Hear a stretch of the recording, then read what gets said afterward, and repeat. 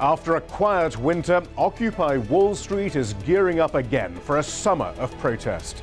But with a rival group also emerging, is the movement's message in danger of getting hijacked by President Obama's re-election campaign? You're watching Inside Story Americas from Washington.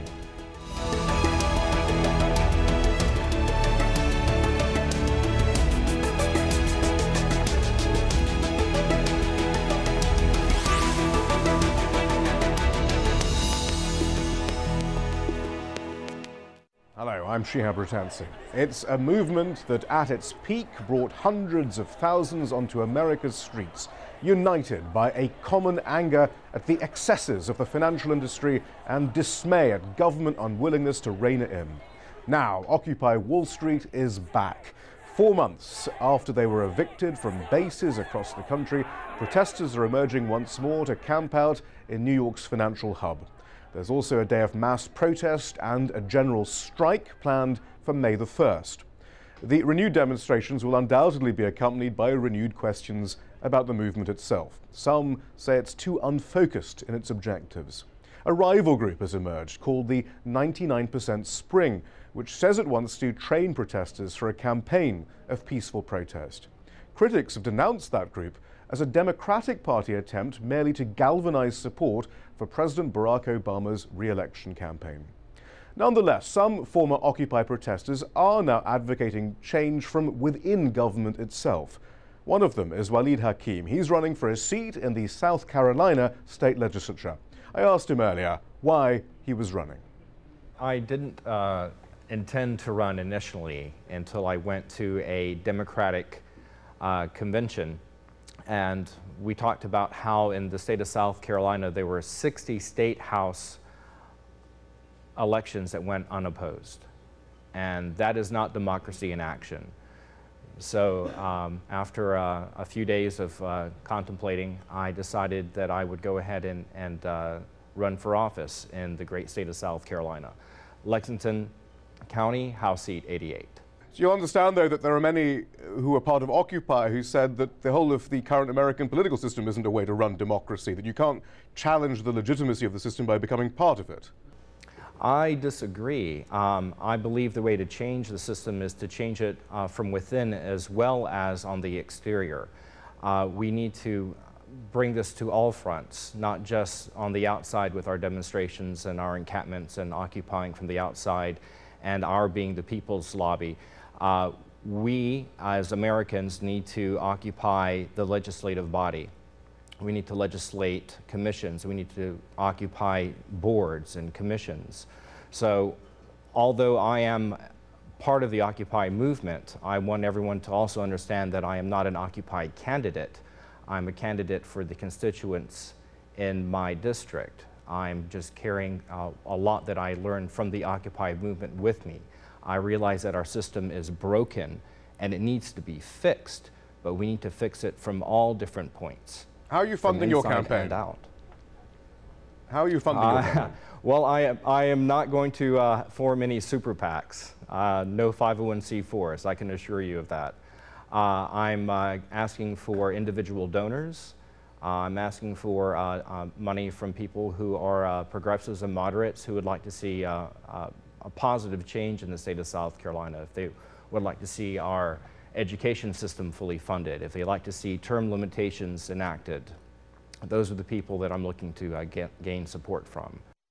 If you are elected, what sort of alliances and deals do you envisage having to make to push that agenda in the State House?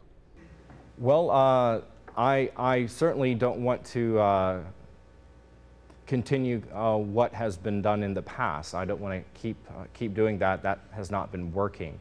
One problem that we have in South Carolina is that we have politicians that want to continually dismantle our institution of government. And that is not what I want here in the state of South Carolina. I'd like for us to build our government, and that will help our economy grow and the people grow. We need to increase the funding for our schools. We need to increase our technical training.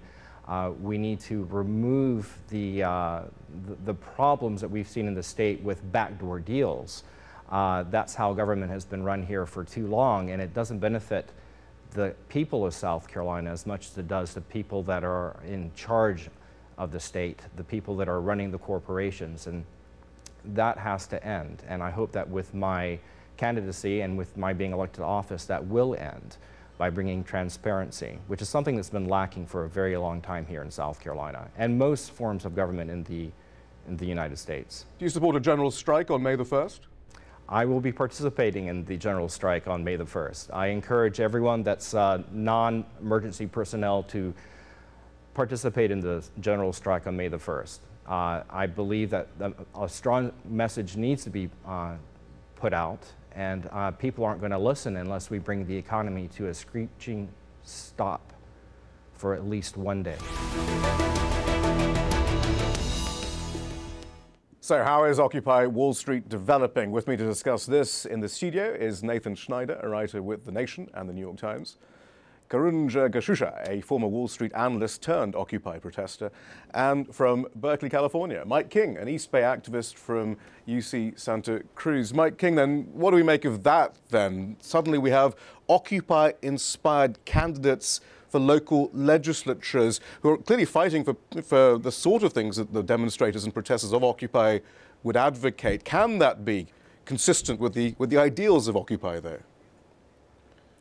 From looking at the Occupy movement around the country and also internationally, I mean, it has been from the start very much opposed to the electoral system in this country, the two-party neoliberal consensus that has proven itself incapable of creating anything resembling social justice. You look at other parts of the world, you have different political systems and structures, but whether you look at Egypt, Oaxaca, Mexico, Athens, Greece, elsewhere, is like you have this similar type of rejection of the current electoral systems or the current forms of government in various places that we have that are, by definition, neoliberal institutions that are incapable of creating social justice. And so while I feel that his effort is something that I'm not supporting, I feel that in terms of co-optation, it's dramatically different from the 99% spring in that here you have an individual who's going off and pursuing his own course of action, not in the name of Occupy, but in his own name. And again, he is an individual and not someone who has powerful connections, resources, etc. I mean, I also hope that the folks in South Carolina and the Occupy movement don't end up becoming simple campaigners and continue to push their own autonomous actions, direct actions, etc. All right, although having said that, though, there is a candidate project underway which has already recruited 7,648 people to run for office in 2012. They're looking for I think it was 50,000, I think was the number in the future. So there is actually a project underway. It's not simply individuals. But you mentioned the 99% spring. Let's take a look at that, because this is getting a lot of focus right now. On its website, the 99% Spring movement states it aims to train 100,000 Americans in nonviolent direct action to address inequality in the U.S. It's supported by dozens of groups, including trade unions and organizations like MoveOn.org and Greenpeace. Karunga, I mean, the point about that is, again, great intentions perhaps not, I don't know. But again, some of the organizations that are supporting it and are backing it, they're raising eyebrows amongst Occupy activists. Can you see why? Yes, I can certainly see why that would raise eyebrows. But the point is that the whole point of having a message is that you wanted to actually go broader, right? You wanted to go to reach out. So it doesn't surprise me that that organizations would want to carry the Occupy message. I think it's been an effective message. It's a message that needs to be. But part of the message is these same organizations are redundant. Actually, Adbusters, the Canadian group that did so much to inspire Occupy, calls them the same cabal of old world thinkers who've blunted the possibility of revolution for decades. I mean, the whole point, if you understand Occupy, there's no way you can get behind these organizations by definition. Oh, don't get me wrong. I'm not talking about getting behind them. I'm an Occupy. I'm not behind them. But I do believe in redemption, and I do believe that these organizations carrying the message, no matter how ineffectively, because I do think that Occupy Wall Street is far more effective at carrying our message, that it's a good thing, because I do want to hear people like everybody essentially talking about income inequity and poverty. I welcome, for example, and don't misunderstand this, I disagree with absolutely absolutely everything coming from that side. But Newt Gingrich, for example, talking about predatory capitalism. And the other day I actually saw a clip of Mitt Romney talking about that his tax plan would make sure that the top 1% paid their fair share. So that's a good thing, that we have the message going out there. We have changed the conversation. If you remember, just over 6 months ago, 7 months, all the conversations in the nation was about debt ceilings, and we were actually approaching talking about austerity measures, which is what's going on in the UK and Europe. I mean, again, many might not realize it, but there are still so many Occupy encampments around the country, no less here in Washington, D.C. We went out and we asked some Occupy protesters in Washington what they thought of this 99% Spring movement and its direct action training. Here's what they had to say. Trying to teach a mass amount of people this one thing is not going to be as fruitful as if you were taking one person with a group of 5 or 10 and doing it here and there. Anyone who's protesting, anyone who's acting to change the world needs to be supportive of someone else in doing the same thing. The 99% is not the 99% Spring. They might be a part of it, but that doesn't speak for everyone. And I think it's very important that we distinguish that this movement has no affiliation, that's what we are fighting. And if we decide to take one side or the other, then we are the system we are fighting, and we become hypocrites.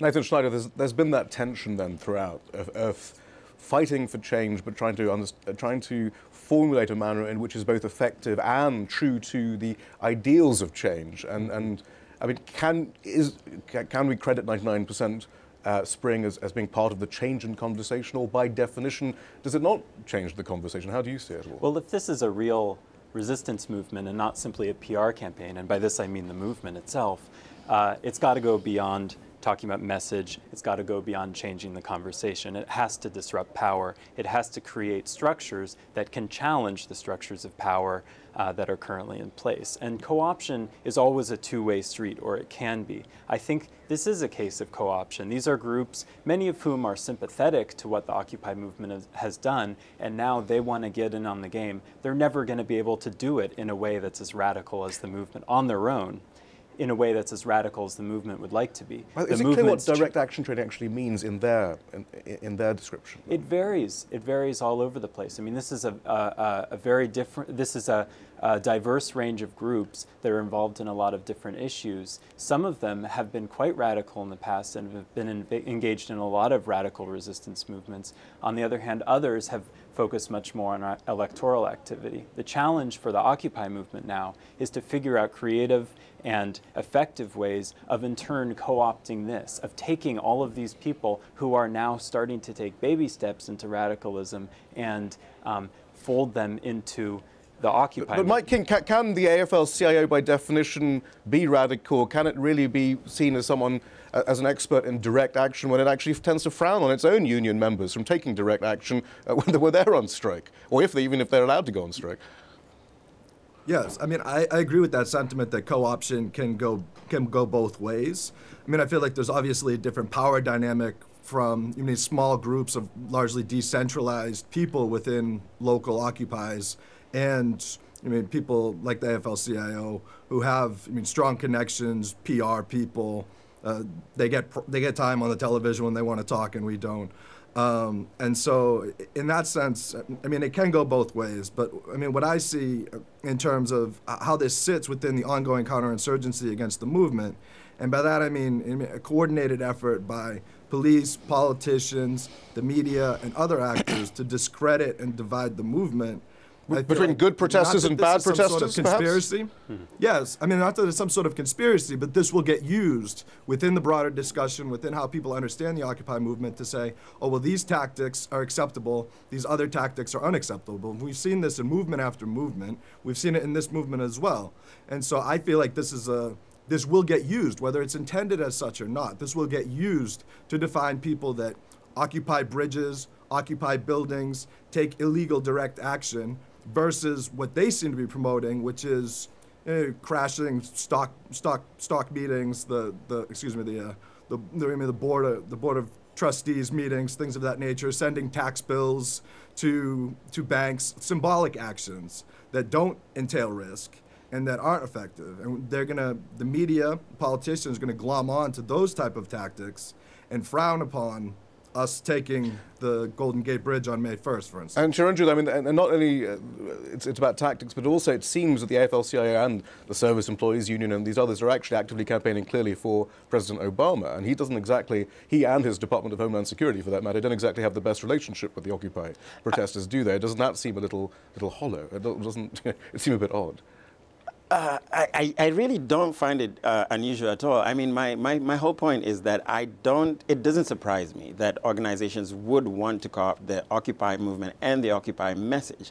However, what I'm saying, I don't disagree that much that organizations would try that. What I'm saying, however, is that we are not up for co-option. We have resisted it, and inherently we are going to continue direct action and radical actions that are very different than these other organizations.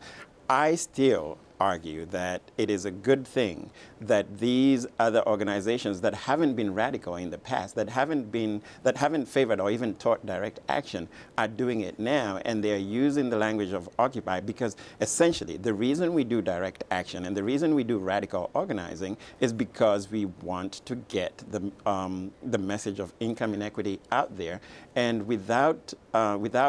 if the only people talking about that message is us, then it doesn't go as far as we want it to go. We absolutely want it to go as far as possible.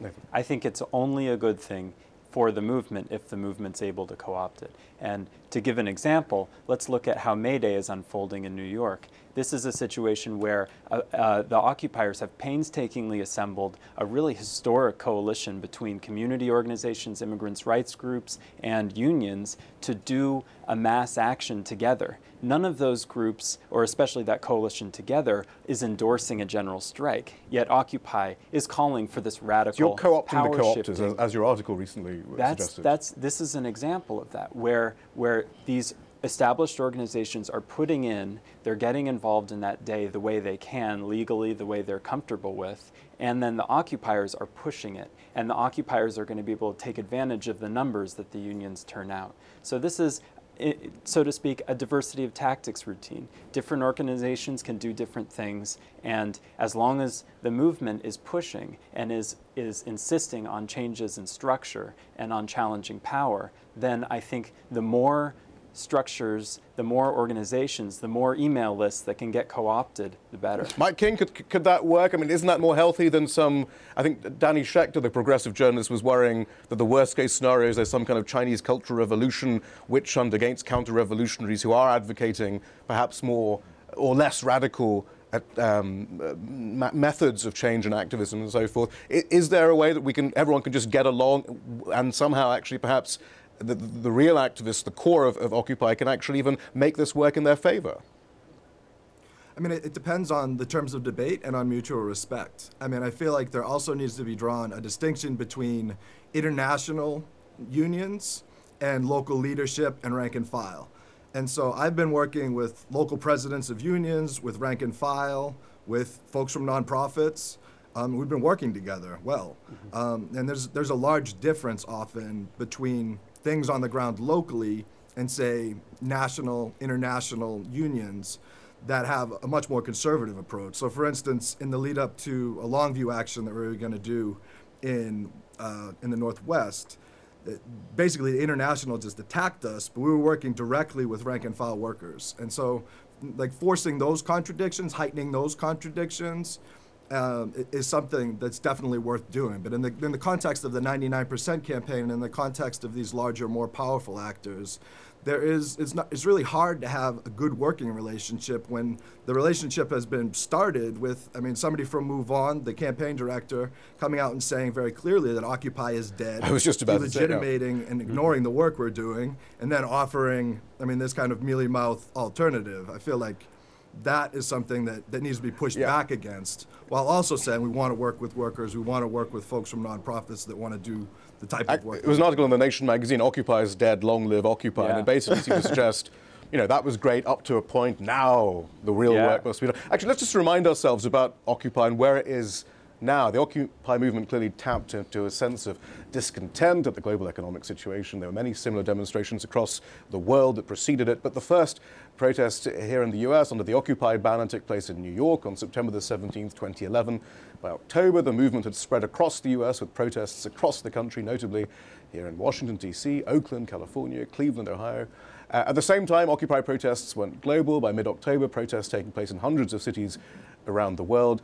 But it's not just about street protests, although there's a lot of emphasis on physical occupations. This map shows all the areas around the world where activists are campaigning both with occupations and by forming groups. And yet, Nathan Schneider, in The Nation, we get this article, Occupy is dead. I mean, again, I can see perhaps why some hackles were raised. How would you summarize where Occupy is right now there? Well, in that same issue, The Nation, I had a story which is about one of the new creative initiatives that's coming out of the movement.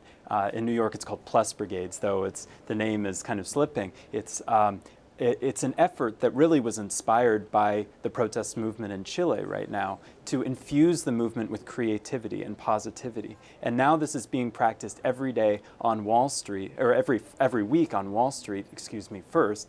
And there were weekly Friday marches where the whole culture of the movement was changing and the excitement was coming back. And then within a few weeks, about a week ago, a little less than a week ago, occupiers started camping out full-time on Wall Street.